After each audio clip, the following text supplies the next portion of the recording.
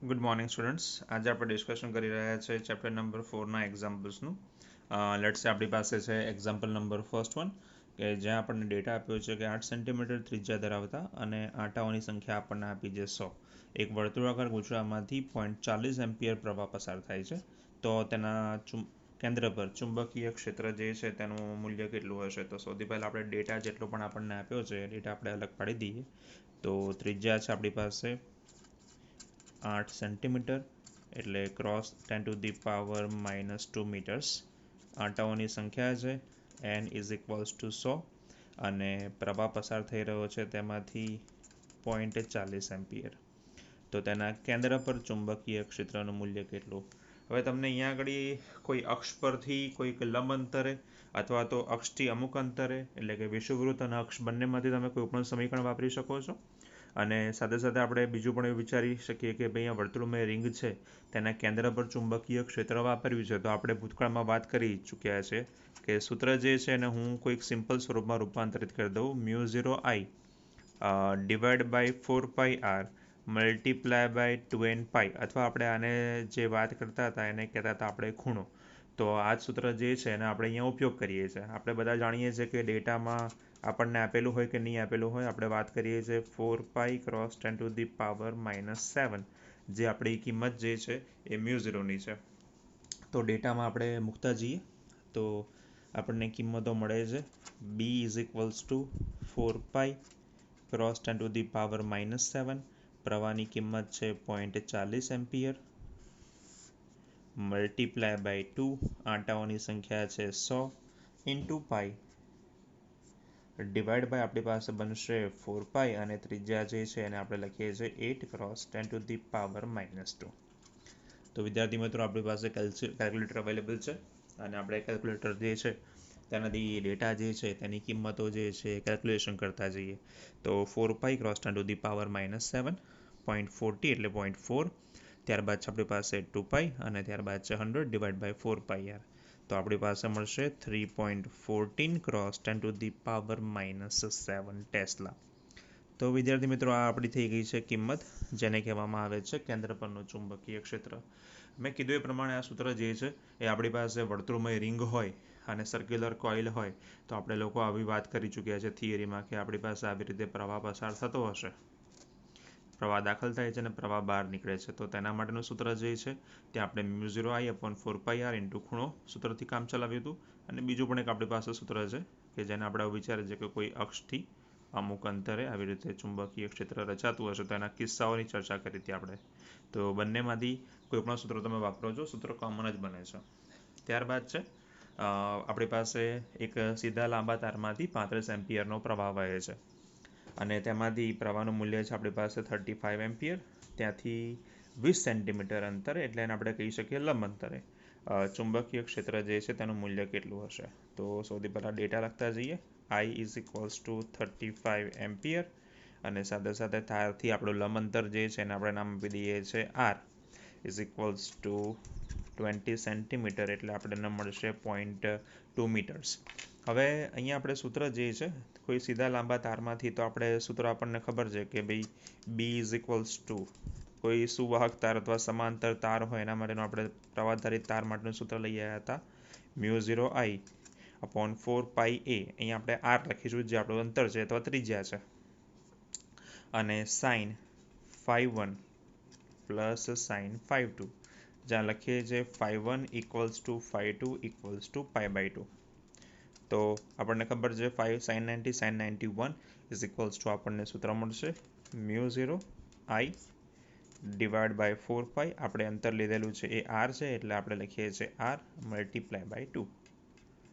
હવે કિંમતો મૂકવાનું સ્ટાર્ટ કરીએ છીએ આપણે. તો B ઇઝ ઇક્વલ્સ ટુ આપણી પાસે છે μ0ની કિંમત 4π ક્રોસ 10⁻⁷ મલ્ટીપ્લાય બાય 2 અને પ્રવાહ છે 35 એમ્પિયર, ડિવાઈડ બાય આપણી પાસે છે 4π અને અંતર છે 0.2 મીટર્સ. તો વિદ્યાર્થી મિત્રો, આપણને મળે છે B ઇઝ ઇક્વલ્સ ટુ અહીંયા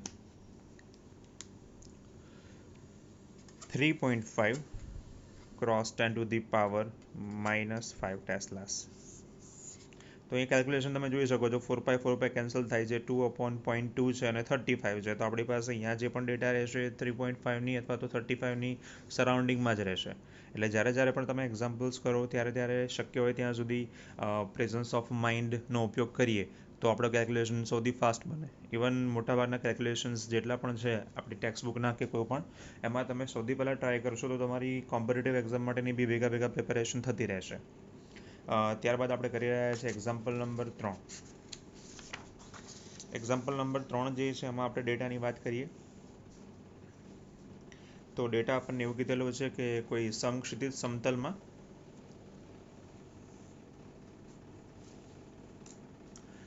એક લાંબો સીધો તાર જે છે એ 50 એમ્પિયર જેટલો છે અને ઉત્તરથી દક્ષિણ દિશા તરફ વહન થાય છે અને તારની પૂર્વમાં 2.5 મીટર અંતરે આવેલા કોઈ બિંદુ બી પાસે. તો આપણે વિચારીએ છીએ કે ભાઈ આ ઉત્તરથી દક્ષિણ તરફ આપણા પ્રવાહની દિશા છે, નોર્થ એન્ડ સાઉથ, અને આ જે છે આપણું આ ઈસ્ટ અને આ વેસ્ટ, એટલે ઉત્તર દક્ષિણ પૂર્વ પશ્ચિમ પ્રમાણે. તો આપણે વિચારીએ છીએ કે ભાઈ સીધા તારમાંથી પ્રવાહનું મૂલ્ય છે I ઇઝ ઇક્વલ્સ ટુ 50 એમ્પિયર્સ અને ઉત્તરથી દક્ષિણ તરફ હોય છે. તારની પૂર્વમાં 2.5 મીટર અંતરે, આ તારની પૂર્વમાં અહીંયા આપણી પાસે લંબ અંતર જે છે, આ કોઈ બિંદુ નામ આપી દઈએ P. તો ડિસ્ટન્સ D લખી નાખીએ છીએ જે આપણી પાસે 2.5 મીટર અંતરે છે. તો બીનું મૂલ્ય જે છે અને દિશા જે છે એ કેટલી હશે એ આપણે શોધવાની છે.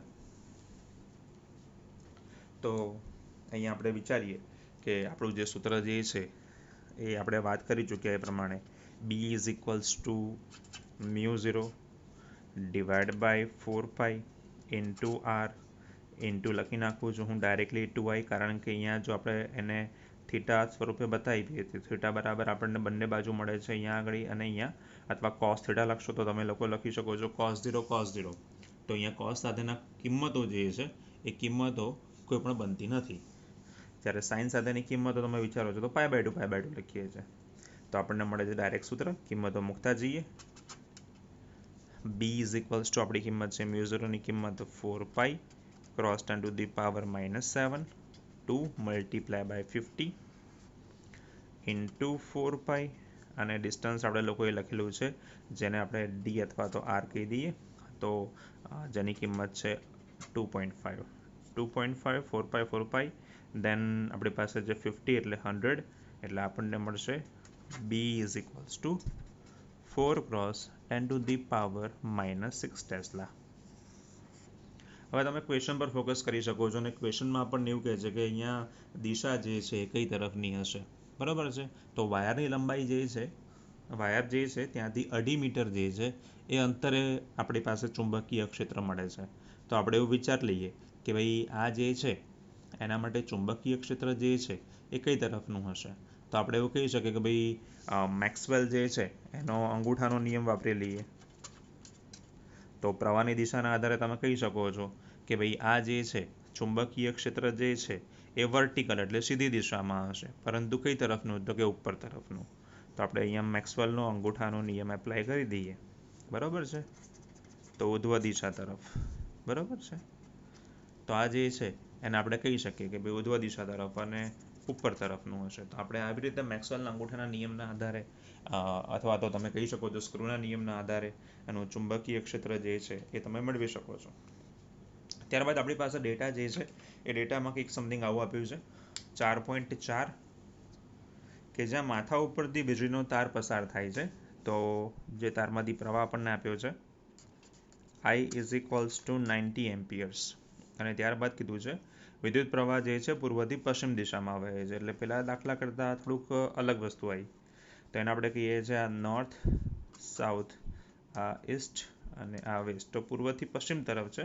તો આપણે વિચારી લઈએ કે આ જે છે આપણી દિશા છે પૂર્વથી પશ્ચિમ તરફની.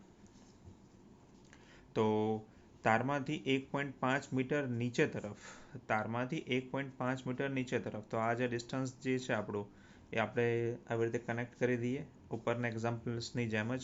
તો આપણને અહીંયા ડિસ્ટન્સ D અથવા તો આપણે R લખતા હતા 1.5 મીટર છે. તો તેનું ચુંબકીય ક્ષેત્રનું મૂલ્ય અને દિશા જે છે એ કઈ તરફની હશે. તો તમે જોઈ શકો છો કે ભાઈ તાર જે છે આ તરફ જઈ રહ્યો છે. તમે થંબ રૂલ એપ્લાય કરી દઈએ આપણે તો આપણી આંગળીઓ જે છે નીચે તરફ બતાવે છે, એટલે સાઉથ તરફ, દક્ષિણ તરફ ચુંબકીય ક્ષેત્ર બનવાનું. પણ સૂત્ર વાપરી લઈએ અને ચુંબકીય ક્ષેત્ર જ શોધી લઈએ આપણે. તો B ઇઝ ઇક્વલ્સ ટુ આપણું સૂત્ર જે છે μ0 2I ડિવાઈડ બાય 4πr. μ0ની કિંમત મૂકી દઈએ 4π ક્રોસ 10⁻⁻7. 2 પ્રવાહની કિંમત છે 90 એમ્પિયર મલ્ટીપ્લાય બાય 4π અને ડિસ્ટન્સ આપણને આપ્યું છે 1.5 મીટર. તો B ઇઝ ઇક્વલ્સ ટુ આપણને મળશે અહીંયા 4π કેન્સલ આઉટ 1.5 એટલે 6 કહી શકે, એટલે 600ની આસપાસ બનાવી શકે. અહીંયા 2 છે આપણી પાસે, તો આપણી પાસે ચુંબકીય ક્ષેત્ર મળશે 1.2 ક્રોસ 10⁻⁻5 ટેસ્લા, જેને કહેવાય છે આપણું ચુંબકીય ક્ષેત્ર. પરંતુ દિશા જે છે એને તમે કહી શકો દક્ષિણ તરફ. તો આ જે છે આ તમારું ચુંબકીય ક્ષેત્ર જે છે એના ડેટાઓની વેલ્યુઝ જે છે એ તમને જે પણ આપી હોય એ પ્રમાણે તમે મૂકી અને ગણતરી કરી શકીએ છીએ આપણે. તો આ જે છે એક્ઝામ્પલ્સ એ આપણે કર્યા અત્યાર સુધીના કન્ટિન્યુઅસલી 3 લાઇનસર આપણને એક્ઝામ્પલ્સ આપેલા હતા કે જ્યાં આપણને એવું કહેવામાં આવ્યું હતું કે ચુંબકીય ક્ષેત્ર જે છે કોઈ લાઇનમાં પસાર થાય છે. જ્યારે અહીંયા આપણને ચુંબકીય ક્ષેત્ર આપેલું છે 4.5 એક્ઝામ્પલમાં 0.15 ટેસ્લા ધરાવતા ચુંબકીય ક્ષેત્રમાં થીટાની કિંમત છે 30°, તારમાંથી 8 એમ્પિયર પ્રવાહ વહે છે અને તાર પર એકમ લંબાઈ દીઠ લાગતું ચુંબકીય ક્ષેત્ર કેટલો. મોસ્ટલી આપણને એવું કહેવામાં આવે છે કે ભાઈ એકમ લંબાઈ દીઠ, અને એકમ લંબાઈ દીઠ એટલે આપણે એવું કહીએ છીએ કે જે છે એ થીટા જે છે અથવા તો એકમ લંબાઈ દીઠ એટલે આપણે એવું કહીએ કે ભાઈ જે પણ આન્સર આપણે લાવીશું B/L અથવા તો F/L, તો એકમ લંબાઈ દીઠ શબ્દ વાપર્યો હોય તો એ વસ્તુ જે છે ને આપણે છેદમાં મૂકતા હોઈએ છીએ. તો સૌથી પહેલાં B ઇઝ ઇક્વલ્સ ટુ આપણને આપ્યું છે 0.15 tesla, theta is equals two છે આપણી પાસે 30°, પ્રવાહ છે આપણી પાસે 8 એમ્પિયર અને કીધું છે એકમ લંબાઈ દીઠ લાગતું બળ. તો હું નામ આપી દઉં છું એને F' is equals two F/L. તો આ મારો ડેટા થઈ ગયો. હવે આપણું સૂત્ર જે છે એ સમથિંગ આવું છે, F is equals to BIL sine theta. પરંતુ આ જે છે એ તો આપણી નોર્મલ કિંમત છે, તો સમીકરણ 2ની કિંમત આપણે સમીકરણ નંબર 1માં જવા દઈએ. તો આ F' છે આપણું એકમ લંબાઈ દીઠ, એકમ લંબાઈ શબ્દ વાપર્યો છે એટલે લંબાઈ છેદમાં છે. એકમ ક્ષેત્રફળ શબ્દ વાપર્યો હોત તો આપણે અહીંયા A લખેત. તો આપણને મળે છે F' is equals to BIL sine theta upon L. તો આપણે કહી શકીએ F' is equals two BI sine theta. આપણી પાસે બધી જ કિંમતો રેડી છે. 0.15, I ઇઝ ઇક્વલ્સ ટુ 8 અને સાઇન 30°. સાઇન 30° એટલે આપણે કહીએ 1/2 અને ડિવાઈડ બાય 8 એટલે આપણે કહી શકીએ 0.15 મલ્ટીપ્લાય બાય 4. તો આપણને મળશે F' ઇક્વલ્સ ટુ 0.6 ન્યૂટન. તો આ જે છે એ એકમ લંબાઈ દીઠ છે એટલે આપણે શબ્દ વાપરીશું N/L, ન્યૂટન પર લંબાઈ, લેન્થ. કારણ કે મોસ્ટલી એક્ઝામ્પલ્સ જેટલા પણ આપણે કરતા હોઈએ જેમાં મોસ્ટલી ભૂલ કરતા હોઈએ છીએ કે જો F પૂછ્યું હોત તો આપણે ન્યૂટન લખત, પરંતુ આપણને અહીંયા પૂછેલું છે એકમ લંબાઈ દીઠ લાગતું ચુંબકીય બળનું મૂલ્ય. તો અહીંયા તમે જોઈ શકો છો એકમ લંબાઈ દીઠ લાગતા ચુંબકીય બળનું મૂલ્ય. તો આ જે છે આપણને મળે છે ન્યૂટન. બળ એટલે ન્યૂટન, પરંતુ જ્યારે એકમ લંબાઈ દીઠ શબ્દ વાપર્યો હોય ત્યારે આપણે વાપરીએ છીએ એકમ લંબાઈ દીઠ બળ અથવા એકમ લંબાઈ દીઠ અથવા એકમ ક્ષેત્રફળ દીઠ, તો આપણે લખીએ છીએ F/L અથવા તો F/N. તો અહીંયા આપણને મળશે ચુંબકીય ક્ષેત્ર કે જેની કિંમત મળે છે F/L is equals two newton પ્રતિ મીટર બરાબર તો 0.6. એટલે જ્યારે પણ વિદ્યાર્થીઓ એક્ઝામ્પલ્સ તમે સોલ્વ કરવા બેસો ત્યારે એવો ટ્રાય કરવો અને જો કે એકમ લંબાઈ દીઠ પૂછવું છે કે માત્ર લંબાઈ દીઠ પૂછવું છે.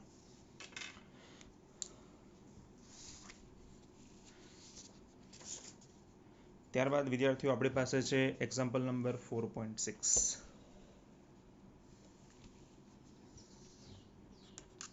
આપણને લંબાઈ આપી છે તારની, જેને આપણે કહીએ છીએ L is equals two 3.0 centimetre એટલે 3 સેન્ટીમીટર એટલે 0.03 મીટર્સ, જેમાંથી પ્રવાહ પસાર થઈ રહ્યો છે I is equals two 10 ampere અને સોલેનોઇડના અક્ષને લંબ રૂપે મૂકેલો છે. તો સોલેનોઇડના અક્ષને લંબરૂપે છે. તેમાંથી પસાર થતું ચુંબકીય ક્ષેત્ર બરાબર તો 0.27 ટેસ્લા છે. તો અહીંયા આપણે શોધવું છે એફ ઇઝ ઇક્વલ્સ ટુ કેટલા. હવે અહીંયા સોલેનોઇડના અક્ષને લંબરૂપે મૂકેલું છે એવો શબ્દ કીધો છે. તો આપણું આ સોલેનોઇડ અને એના લંબરૂપે હોય તો આપણે વિચારીએ કે થીટા ઇઝ ઇક્વલ્સ ટુ આપણી પાસે મળશે 90 ડિગ્રીઝ. તો ડેટા જે છે આપણા માટે બહુ ઇમ્પોર્ટન્ટ છે કે જ્યાં આગળ લંબ છે અથવા કેટલા અંતરે ક્યાં મૂકેલો હોય એ પહેલાં આઈડેન્ટિફાય કરો કે ડેટા તમારી પાસે શું છે અને કેવી રીતે મૂકેલો છે. કારણ કે ચુંબકીય ક્ષેત્ર એક્ઝામ્પલમાં થિયરીમાં મોસ્ટલી તમે જોયું હશે કે આપણે અલગ અલગ સ્પેશિયલ થિયરીમાં ઘણા બધા કિસ્સાઓ જોયા હતા. એ બધા જ કિસ્સાઓની અહીંયા એપ્લિકેશન આપણે આપવાની છે. તો આપણે વિચારીએ કે કયા અક્ષને લંબરૂપે સમાંતરે છે. તો આપણી પાસે ડેટા જે છે એના આધારે સૂત્ર બને છે. આપણી પાસે એલ છે, આઈ છે, થીટા છે. તો F is equals to BIL sine theta. તો F is equals to B is equals to 0.27 teslas. આઈની કિંમત છે 10 અને 0.03 મલ્ટીપ્લાય બાય સાઇન 90 ડિગ્રી. આપણને ખબર છે સાઇન π/2 સાઇન 90 ઇક્વલ્સ ટુ 1. તો એફ ઇઝ ઇક્વલ્સ ટુ આપણને મળશે 0.27, 10 અને 0.023. જોઈ શકીએ છીએ 27 3 81. એટલે આપણી પાસે આન્સર જે છે એ 8 અને 81 અથવા 8.1 અથવા 0.81ની આસપાસ જ રમશે. ઘાતોને આપણે સેટ કરીએ છીએ એટલે આપણને મળે છે 8.1 ગુણ્યા 10⁻² ન્યૂટન. તો વિદ્યાર્થીઓ તમે જોઈ શકો છો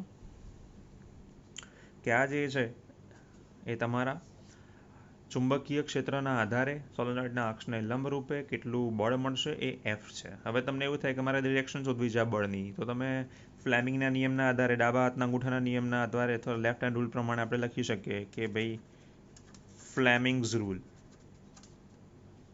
મુજબ તમે આની એફની દિશા શોધી શકો. તમે આવી રીતે પણ દોરી શકો છો. ફોર્સ, ફિલ્ડ અને કરંટ આપણે વાત કરી ચૂક્યા છે ફ્લેમિંગના ડાબા હાથના નિયમ પ્રમાણે. તો એને કહેવાય છે FFC. તો ફોર્સ છે, ફિલ્ડ છે અને ચાર્જ એટલે કે વિદ્યુત ભાર જે છે એ કઈ રીતે બહાર આવશે. ત્યારબાદ આપણી પાસે વિદ્યાર્થીઓ એક્ઝામ્પલ્સ નંબર છે 4.7. 4.7માં સૌથી પહેલાં ડેટા આઈડેન્ટિફાઈ કરીએ. 4 સેન્ટીમીટર અંતરે રહેલા એટલે બંને બે તાર છે અને બંને તારને નામ આપેલા છે એ અને બી. તેમના પ્રવાહો અનુક્રમે આવી રીતે આપેલા છે. IA is equals two 8 ampere અને IB is equals to 5 ampere. તેમાં એકબીજાથી લંબ અંતરે તો હું નામ આપું છું y ઇઝ ઇક્વલ્સ ટુ લંબ અંતર. કન્વિનિયન્સી પ્રમાણે y અથવા ડી આપો જેથી કન્ફ્યુઝન ના રહે. તો આપણને મળે છે લંબ અંતર 4 સેન્ટીમીટર 0.04 મીટર્સ. અને આ બંને તાર જે છે એ તારની લંબાઈ આપણને આપેલી છે L ઇક્વલ્સ ટુ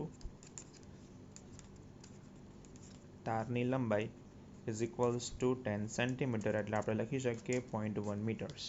તો આપણને જેટલો પણ ડેટા આપ્યો હતો એ ડેટાનો આપણે હવે ઉપયોગ કરતા જઈએ. તો સૌથી પહેલાં અહીંયા આપણી પાસે મળે છે સૂત્ર કે બે સમાંતર તાર માટેનું બળનું સૂત્ર F is equals to μ0 I1 I2L divide by 2πy. આ સૂત્ર છે એની જગ્યાએ આપણે I1 અને I2 ની જગ્યાએ IA અને IB વાપરેલા છે. લંબ અંતર તો y રાખેલું છે, લંબાઈ પણ L રાખેલી છે. તો આપણું સૂત્ર જે છે આવું બનશે હવે μ0 I of A I of B L divide by 2πy. કિંમતો મૂકતા F ઇઝ ઇક્વલ્સ ટુ 4π 10⁻⁻7. પ્રવાહ પહેલાનો 8 એમ્પિયર, પ્રવાહ બીજા તારનો 5 એમ્પિયર. લંબાઈ જે છે આપણી પાસે છે 0.1 મીટર્સ. અહીંયા આપણી પાસે છે 2π. મોસ્ટલી એક્ઝામ્પલ્સમાં આપણે પાઈની કિંમતો જ્યાં જ્યાં જરૂર પડે ત્યાં પાઈ જ રાખીએ છીએ જેથી આપણને કન્વિનિયન્સી રહે એને કેન્સલ કરવામાં. 0.04.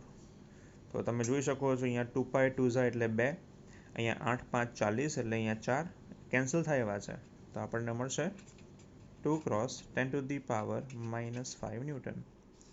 તો વિદ્યાર્થીઓ અહીંયા કેલ્ક્યુલેશન જે છે આપણા માટે સૌથી ઇઝી એટલા માટે છે કેમ કે મોસ્ટલી ડેટા જે છે એ કન્વર્ટ થઈ શકે એવા અથવા તો કેન્સલ થઈ શકે એવા આપેલા હશે. તો ધ્યાન રાખવું કે જ્યારે જ્યારે પણ કેલ્ક્યુલેશન કરો છો ત્યારે 2πનો ડેટા જે છે એમનો એમ રાખો. તે જ રીતે કન્વર્ઝન મલ્ટિપ્લિકેશન એટલે કે ગુણાકાર કર્યા પછી જોવું કે ભાઈ કેન્સલ થઈ શકે એવું છે કે નહીં. અહીંયા તમે જોઈ શકો છો 8 5 40, 40 અને 0.04 એટલે 4 કેન્સલ થાય એવા છે. એટલે આપણે ખાલી ફોકસ કરવાનો રહ્યો ઘાત ઉપર. બાકી રહે છે અહીંયા આગળ આપણી પાસે 2.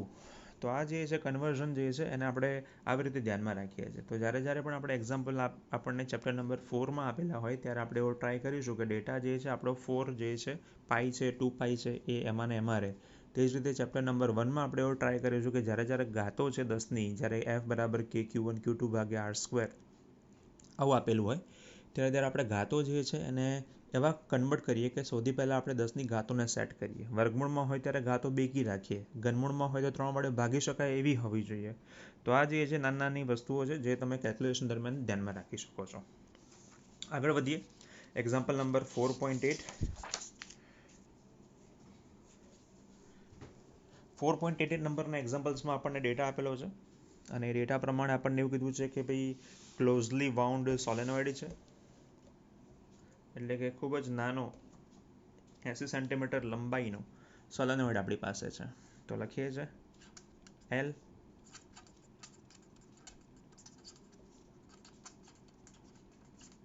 સોલેનોઇડની લંબાઈ is equals to 80 centimetre is equals to 0.8 metres.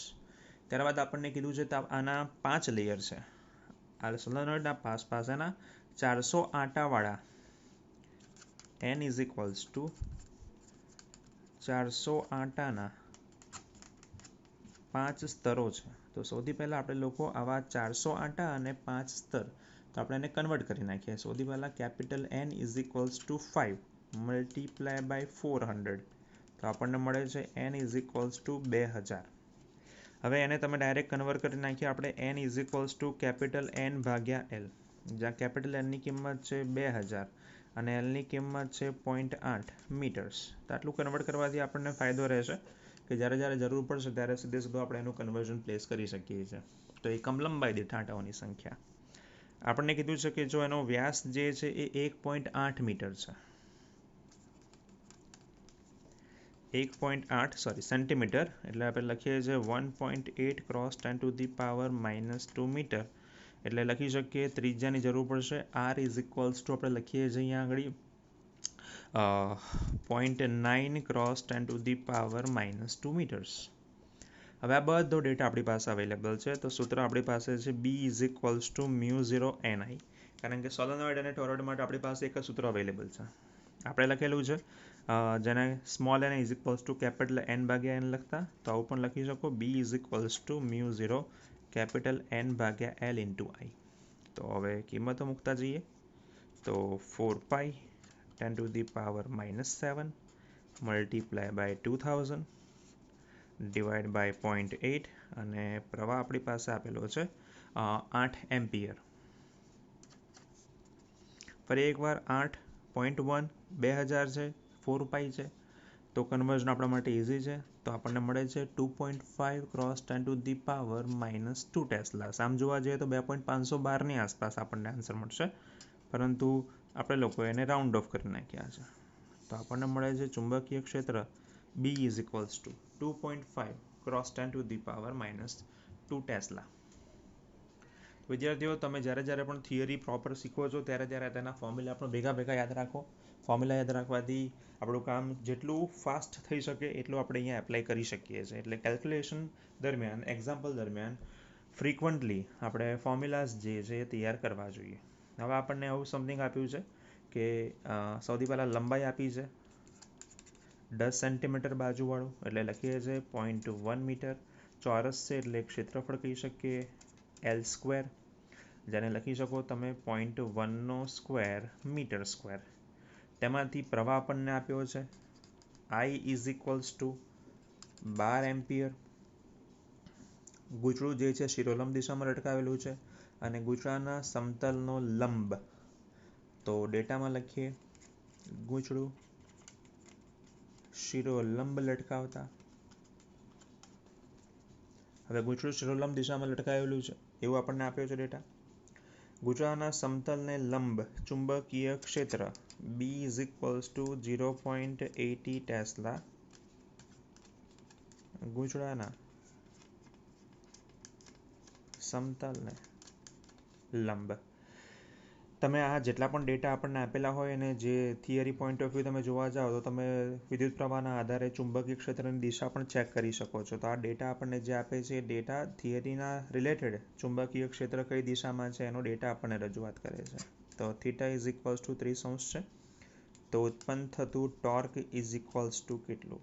Mostly તમે જોઈ શકો છો કે ડેટામાં ક્યાંય આપણને સ્ટાર્ટિંગમાં એવું ખબર નથી પડી કે લંબાઈના આધારે ક્ષેત્રફળ કેમ લખ્યું, પરંતુ અહીંયા દેખાય છે આપણને ટોર્ક. એટલે મોસ્ટલી એક્ઝામ્પલની તમે પ્રેક્ટિસ કરશો એ તમને દેખાશે કે તમને શું શોધવાનું કીધું છે. જો એ તમારા માટે ક્લિયર થઈ જાય તો તમે કહી શકો કે ભાઈ જ્યારે જ્યારે જરૂર પડે તો પહેલાંથી જ કન્વર્ઝન કરી શકો છો. તો સોલ્યુશન લખીએ આપણે લોકો કે ભાઈ ટાઉ માટે ટોર્ક માટે આપણી પાસે સૂત્ર છે કાં તો M×B, કાં તો હોઈ શકે ટાઉ ઇઝ ઇક્વલ્સ ટુ આપણી પાસે ચુંબકીય ક્ષેત્ર આપ્યું છે તો આપણી પાસે સૂત્ર છે BI/NA sin θ, અથવા તમે યાદ રાખી શકો છો બીના sin θ. જ્યાં આપણી પાસે હવે બધો જ ડેટા અવેલેબલ છે કે જ્યાં આપણી પાસે ચુંબકીય ક્ષેત્ર જે છે એ અને બાકીનો જેટલો પણ ડેટા જે છે એનો આપણે ઉપયોગ કરતા છીએ. જ્યાં આંટાઓની સંખ્યા આપણને આપી છે 20 આંટા. તો ડેટા મૂકતા જઈએ. Tau is equals to 0.8 tesla, પ્રવાહની કિંમત છે 12, આપણા આંટાઓની સંખ્યા આપી છે 20, ક્ષેત્રફળ લખીએ છીએ આપણે 0.1 સ્ક્વેર અને લખીએ છીએ sin 30. sin 30 એટલે 1/2 એટલે અહીંયા થઈ જશે 10. તો આપણને મળશે ટાઉ ઇઝ ઇક્વલ્સ ટુ 12. અહીંયા આગળ આપણી પાસે કન્વર્ઝન થઈ ગયું છે 96 એટલે 0.96. એને કહી શકો તમે ન્યૂટન ઇન્ટુ મીટર, અથવા આપણે હેબિચ્યુઅલ જે આદત છે આપણને જૂલ લખવાની. તો એક્ઝામ્પલ્સ જે છે આ ચેપ્ટરના એ સૌથી ઇઝી કહી શકો, પરંતુ કન્ડિશન એક જ છે કે તમને તેના જેટલા પણ ફોર્મ્યુલાઝ જે છે એ રેડી હોવા જોઈએ. બીજું કે તમે અમુક વર્ડ્સ જે છે એક્ઝામ્પલમાં, કે જેમ તમે અહીંયા જોઈ શકો છો કે રકમમાં આપણને કીધું છે કે ભાઈ ચોરસ ગૂંચળું છે અને ટોર્ક છે. તો ટોર્ક માટે આપણી પાસે ચેપ્ટરમાં જોવા જઈએ તો ચેપ્ટર નંબર 1 જે છે એમાં આપણી પાસે છે tau is equals two P×E. એમાં આપણી પાસે અહીંયા છે M×B. જો ચુંબકીય ડાયપોલ મોમેન્ટ આપ્યું હોત ને ચુંબકીય ક્ષેત્ર ને એવું આપણને આપ્યું હોત તો આપણે એના વિશે વિચારત. તો ડેટા તમારો જે છે એને એઝ મચ એઝ પોસિબલ, એટલે કે જેટલો શક્ય બને એટલો તમે કન્વર્ટ કરતા જાઓ, નાના નાના સ્વરૂપમાં ફેરવતા જાઓ. અને જેટલો તમારો ડેટા જે છે કન્વર્ટ કરશો એટલું જ તમને કન્વિનિયન્સી રહેશે કે ભાઈ હું જે પણ ડેટા લાવ્યો છું એના આધારે કયું સૂત્ર વાપરી શકાય. તો આ જે છે એ આ મોસ્ટલી